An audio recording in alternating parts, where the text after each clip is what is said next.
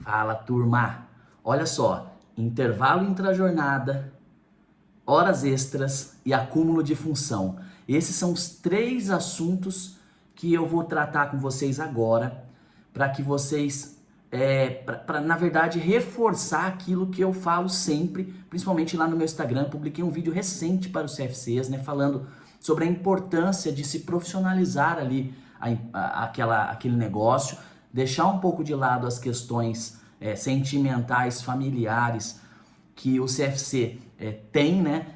Normalmente os CFCs são empresas familiares, mas esse modelo de empresa familiar, ele vem mudando ao longo do tempo por conta principalmente da evolução mesmo, do conhecimento, até posso dizer do caráter das pessoas que vem mudando. Então nós precisamos ter bastante cuidado com relação a essas relações que nós temos, tanto com o consumidor quanto com os nossos colaboradores, para que a relação fique sadia, né, e fique profissional.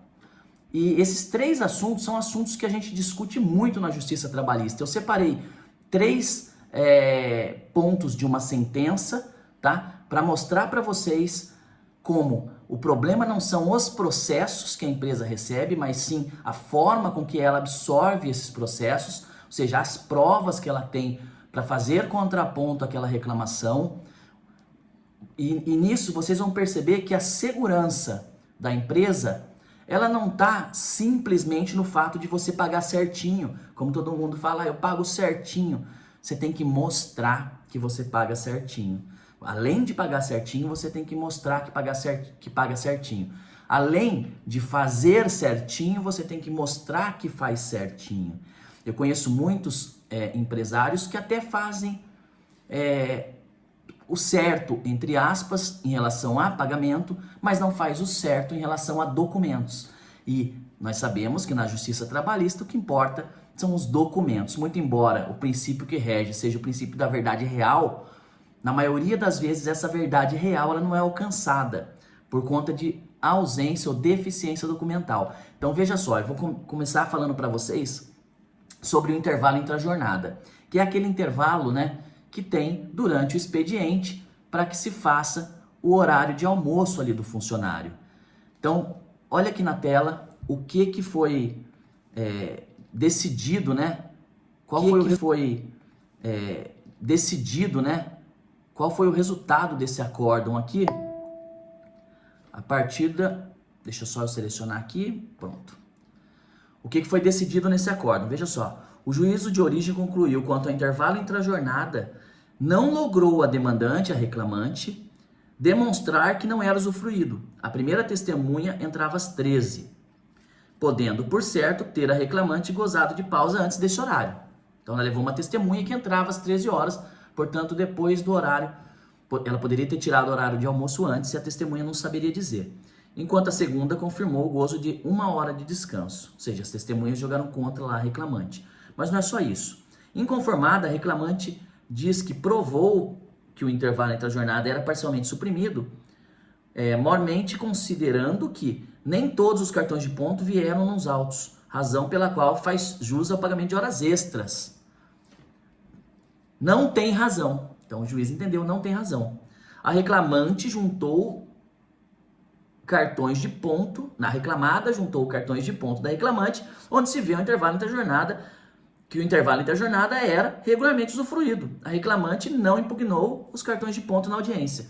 Olha só, então aqui temos vários erros, né? O primeiro, que a reclamante levou testemunha que não serviu para ela. Segundo, o advogado dela, enfim, deixou passar isso e não impugnou os cartões de pontos lá na audiência como deveria ter sido feito. A prova tem que ser impugnada lá na audiência. Não foi impugnada, então são válidos os cartões. E os cartões da reclamada apresentaram esse intervalo. Então veja a importância do controle de horas. A sua empresa faz esse controle de horas. E pessoal, uma coisa muito importante, não pode ser aquele controle britânico. Eu venho falando isso muito, tá? Tipo, saiu meio-dia, 12h00, voltou 13h00. Saiu 12h00, voltou 13h00. Saiu 12h00, voltou 13h00. Não pode, tá? Isso, um advogado experiente vai alegar ali que o cartão de ponto foi preenchido depois, né? Esse horário britânico não existe. Então, o cartão de ponto, o controle de horas tem que ser preciso. Saiu meio-dia e 2, retornou 13 e 4. Saiu 11h58, retornou 13h06. Enfim, tem que ser preciso. Por isso a importância e é fundamental que a sua empresa tenha um sistema para captação desses pontos de forma eletrônica, tá? Falo isso em outro vídeo. Mas facilitaria muito a sua vida, tá bom? Pois bem, essa é a primeira tela que eu queria compartilhar com vocês. Vamos para a segunda tela, tá? Que é sobre o acúmulo de função. Esse aqui também é um assunto que está sendo muito debatido, né? Está sendo muito debatido na Justiça do Trabalho, também por conta do colaborador alegar que exerce função diversa daquela que ele foi contratado para trabalhar, né? Então ele fala, olha, fui contratado para ser instrutor e não sou instrutor, eu sou mecânico de veículos. Fui contratado para ser secretária, não sou secretária, sou faxineira e coisa desse tipo, tá? Bom, tá aqui, vamos lá para a tela, mais uma decisão, sem razão e por que motivo? Vou explicar. Embora não seja previsto na legislação trabalhista, a doutrina explica que o acúmulo de função caracteriza, ou seja, não existe na legislação trabalhista acúmulo de função. O que tem é na doutrina, nos livros, tá? Não na lei. O acúmulo de função caracteriza-se pelo exercício concomitante do empregado em função diversa daquela para o qual foi inicialmente contratado, implicando em acréscimo do serviço e de responsabilidade nas tarefas além das desempenhadas. Há uma quebra de equilíbrio contratual trabalho-salário, inicialmente contratado, configurando alteração das condições de trabalho em prejuízo do trabalhador, sem correspondente aumento salarial, tá? Ou seja, eu vou acabar de ler aqui para vocês entenderem. É verdade que o empregador pode dispor de mão de obra contratada para aplicá-la nos serviços onde é necessária. Então, eu posso contratar uma outra pessoa para fazer uma faxina na autoescola, por exemplo. Observar a sua qualificação técnica e respeitando-se, obviamente, as características físicas do trabalhador, o que não configura infringência contratual. Tampouco enriquecimento sem causa da empresa reclamante, encontrando-se dentro dos limites do ius variandi, ordinário atribuído ao empregador, como, aliás, dispõe o artigo 456, parágrafo único da CLT. A falta de prova ou inexistência de cláusula expressa e tal respeito, entende-se que o empregado se obrigou a todo e qualquer serviço compatível com a sua pessoa. Ocorre que, no presente caso, a reclamante disse que sempre exerceu tarefas além daquelas para as quais foi contratada, o que não caracteriza exercício concomitante pelo empregado de função diversa daquela para a qual foi inicialmente contratada. Então, veja, ela disse, olha só, ela disse que sempre exerceu, além das tarefas para a qual ela foi contratada, outras tarefas. Olha só como as coisas funcionam. O que significa que ela não fazia concomitantemente duas tarefas. Então não havia um acúmulo de função. Ela estava, em determinado momento, fazendo uma tarefa. Quando ela parava aquela tarefa, ela fazia outra tarefa. E essa outra tarefa era compatível com as suas condições. Veja. Então, se durante a mesma tarefa o trabalhador exerce outra tarefa concomitante, nós teríamos ali um acúmulo de função. Nesse caso especificamente, entendeu o tribunal, não sou eu, o tribunal, nesse acórdão, o desembargador entendeu que para que existisse um acúmulo de função, precisaria ter realmente exercido as tarefas de forma concomitante e não de forma separada e aleatória. Então, ela não fazia faxinas todos os dias concomitantemente com o atendimento.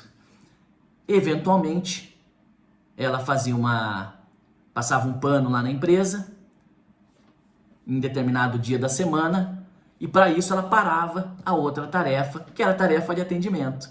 Nesse sentido, como ela parava essa tarefa de atendimento, ela não tem como acumular a função, tá? E isso, como eu estou mostrando para vocês, não sou eu que estou dizendo, foi um desembargador que disse.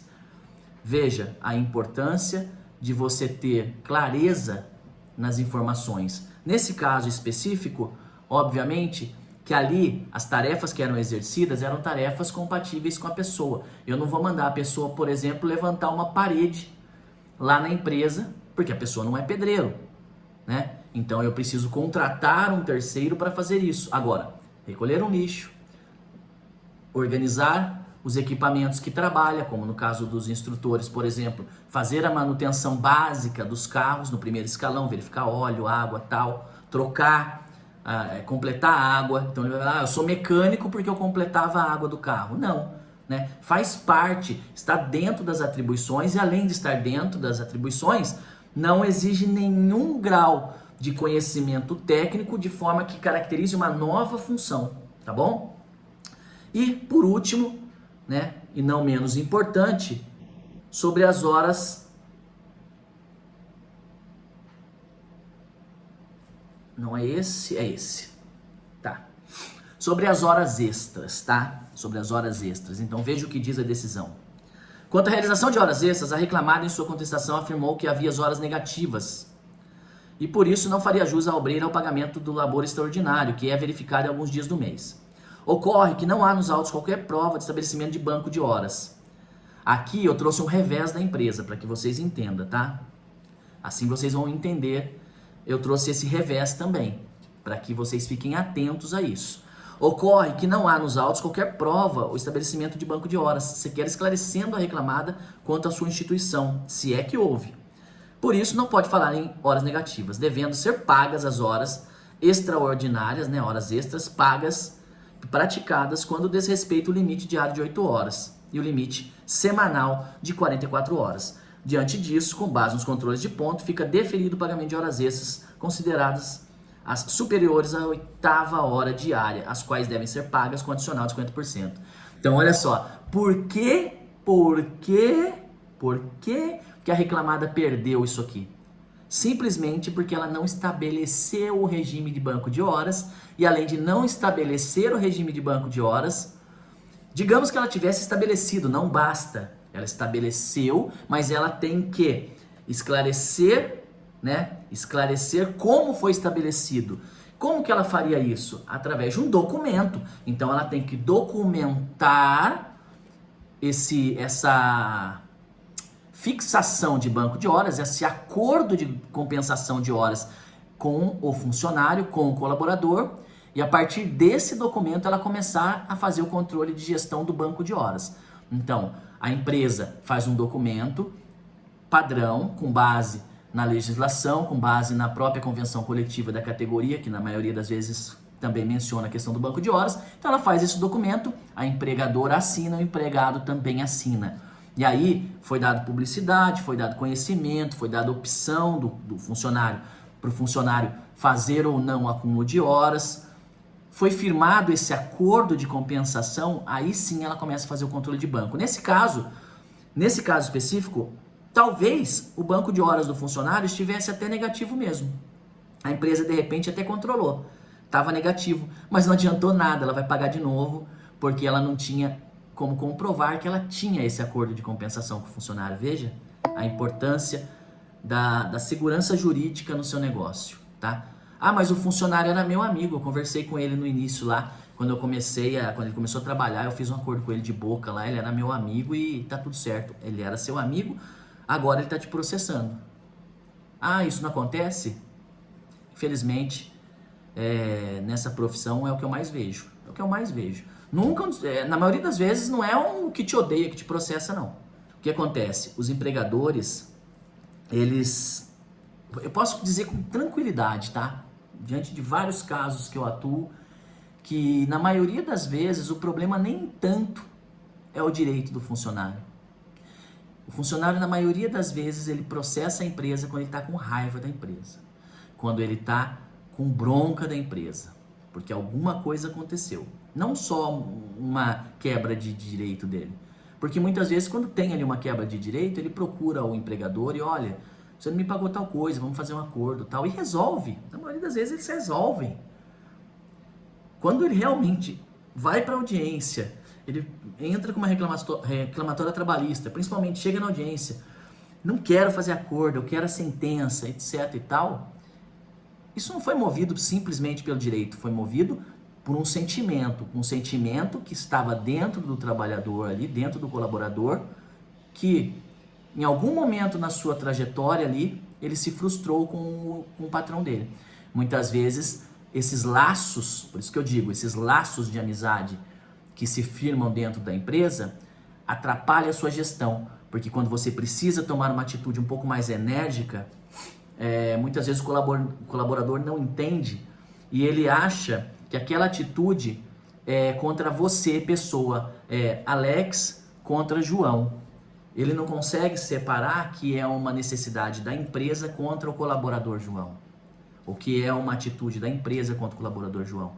Ele personaliza aquelas chamadas de atenção, aquelas correções de forma pessoal. E aquilo abala o relacionamento entre os dois e depois, pode ter certeza, na maioria das vezes se transformará numa ação judicial. Mas se você tiver protegido documentalmente com relação a isso, com toda certeza o problema não será o processo. Espero que vocês tenham gostado desse vídeo. Deixa o seu joinha, deixa seu like. Se você tiver dúvidas com relação a esses assuntos, pode deixar aí nos comentários que eu respondo, tá bom? Me siga lá no Instagram, @alexalves.adv, alexalves.adv, né? Lá no Instagram. E é isso aí. Grande abraço, até a próxima. Fiquem com Deus.